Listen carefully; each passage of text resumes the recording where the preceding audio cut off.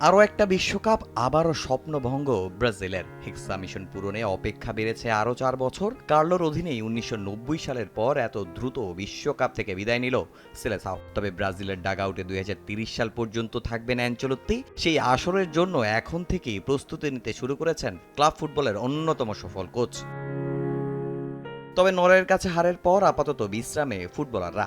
CBF এর বিশেষ chartered বিমানে করে অনেকেই ফিরে গেছেন ব্রাজিলে, যদিও বেশিরভাগই এখনও আছেন যুক্তরাষ্ট্রে। অবসরের গুঞ্জনের মাঝে নেইমারও পরিবারের সঙ্গে সময় কাটাচ্ছেন যুক্তরাষ্ট্রের অরল্যান্ডোতে। জন্মদিন উদযাপনে ভিনিসিয়াস গেলেন স্পেনে। কোচ কার্লো আনচেলোত্তি কানাডায় গেছেন পরিবারের সঙ্গে সময় কাটাতে। ছেলে সহকারী কোচ ডেভিড আনচেলোত্তি গেলেন মাদ্রিদে। নতুন মৌসুমে ক্লাব লিলের প্রধান কোচ হিসেবে দায়িত্ব নেবেন তিনি।